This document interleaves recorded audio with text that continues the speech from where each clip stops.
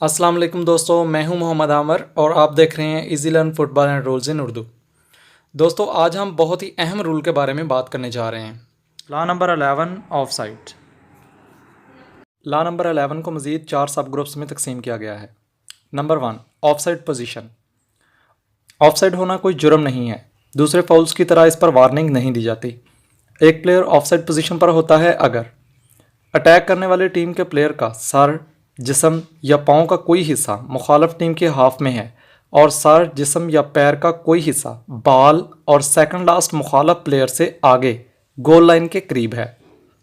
Of side position میں goal keeper سمیت تمام پلیئرز کے ہاتھوں یا بازوؤں پر غور نہیں کیا جاتا۔ ایک کھلاڑی آف سائڈ پوزیشن پر نہیں ہے اگر سیکنڈ لاسٹ یا لاسٹ دو مخالف پلیئر کے برابر ہے۔ نمبر 2 آف سائڈ افینس، یعنی آف سائڈ کب دیا جاتا ہے۔ آف سائڈ افینس کو مزید 3 گروپس میں تقسیم کیا گیا ہے۔ نمبر 1 ایک کھلاڑی آف سائڈ پوزیشن پر کھڑا ہے اور اس کے ساتھی کھلاڑیوں کے پاس بال ہے۔ اس پلیئر کو اس وقت تک آف سائڈ نہیں دیا جائے گا جب تک وہ کھیل میں مداخلت نہیں کرتا۔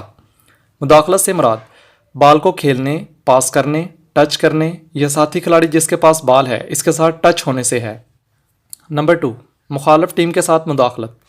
مخالف پلیئر کے مقصد یا بال کی لائن میں واضح طور پر خلل پیدا کرنے، مخالف پلیئر کو بال کھیلنے سے روکنے یا کسی مخالف پلیئر کو بال کے لیے چیلنج کرنا، یا واضح طور پر کسی ایسی بال کو کھیلنے کی کوشش کرنا جو قریب ہے اور اس عمل کا اثر مخالف پلیئر پر پڑے، یا پھر واضح طور پر ایسا عمل یا ایکشن کرنا جو مخالف کے بال کھیلنے کی قابلیت پر واضح طور پر اثر انداز ہو۔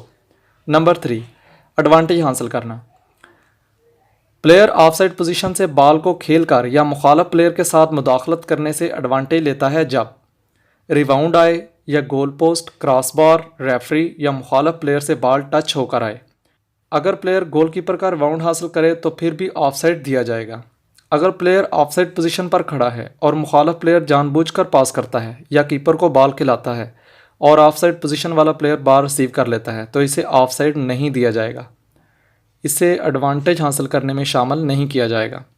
ان حالات میں جہاں ایک آف سائڈ پلیئر اگر بال کے لیے کسی دوسرے پلیئر کو چیلنج کرتا ہے یا پلیئر کے راستے میں آ کر بال کھیلنے کی صلاحیت پر اثر انداز ہوتا ہے یا بلاک کرتا ہے تو لا 12 کے مطابق اس کے جرم کی سزا دی جائے گی۔ اگر ایک کھلاڑی آف سائڈ پوزیشن پر ہے اور بال کو کھیلنے کے ارادے سے بال کی طرف بڑھ رہا ہے لیکن بال کو کھیلنے کی کوشش کرنے سے پہلے مخالف پلیئر اسے چیلنج کرتا ہے یا فاؤل کرتا ہے تو فاؤل دیا جائے گا، کیونکہ بال کے ٹچ ہونے سے پہلے فاؤل ہوا ہے۔ لیکن اگر آف سائڈ پلیئر فاؤل ہونے سے پہلے ہی بال ریسیو کر چکا ہے یا بال کھیلنے کی کوشش کر چکا ہے تو آف سائڈ دیا جائے گا۔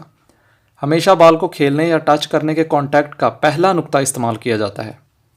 نمبر 3 نو اوفینس۔ ایک آف سائڈ نہیں دیا جاتا اگر پلیئر بال کو ڈائریکٹلی ریسیو کرتا ہے، ایک گول کک سے، تھرو ان سے، کارنر کک سے۔ نمبر 4 اوفینسز اینڈ سینکشنز، یعنی جرائم اور پابندیاں۔ آف سائڈ ہونے کی صورت میں ریفری انڈائریکٹ فری کک دیتا ہے جہاں پر آف سائڈ ہوا ہے، بے شک آف سائڈ پلیئر کے اپنے ہی ہاف میں کیوں نہ ہو۔ اگر کوئی دفاعی کھلاڑی ریفری کی اجازت کے بغیر کھیل کے میدان چھوڑ دیتا ہے تو وہ گول لائن یا ٹچ لائن پر سمجھا جائے گا اور آف سائڈ نہیں دیا جائے گا جب تک بال کھیل کے میدان سے باہر نہ چلی جائے یا دفاعی ٹیم بال کو واپس ہاف وے لائن کی طرف نہ کھیل دے۔ اگر ایک کھلاڑی جان بوجھ کر کھیل کا میدان چھوڑ دیتا ہے تو بال کے میدان سے باہر جانے پر اسے وارننگ یا وارننگ کارڈ دکھایا جائے گا۔ اگر ایک اٹیکنگ پلیئر کھیل کے میدان سے باہر ہے اور ابھی کھیل کا حصہ نہیں ہے، اگر کھلاڑی جاری کھیل میں گول لائن سے دوبارہ داخل ہوتا ہے اور کھیل کا حصہ بنتا ہے، اسی وقت دفاعی ٹیم بال کو ہاف وے لائن کی طرف کھیلتی ہے تو کھلاڑی کو پوزیشن پر سمجھا جائے گا اور گول لائن تک آف سائڈ نہیں دیا جائے گا۔ ایک کھلاڑی جو جان بوجھ کر کھیل کے میدان چھوڑتا ہے اور ریفری کی اجازت کے بغیر داخل ہوتا ہے، اسے آف سائڈ نہیں دیا جاتا، اور وہ کوئی ایڈوانٹیج حاصل کرتا ہے تو اسے وارننگ یا کارڈ دیا جائے گا۔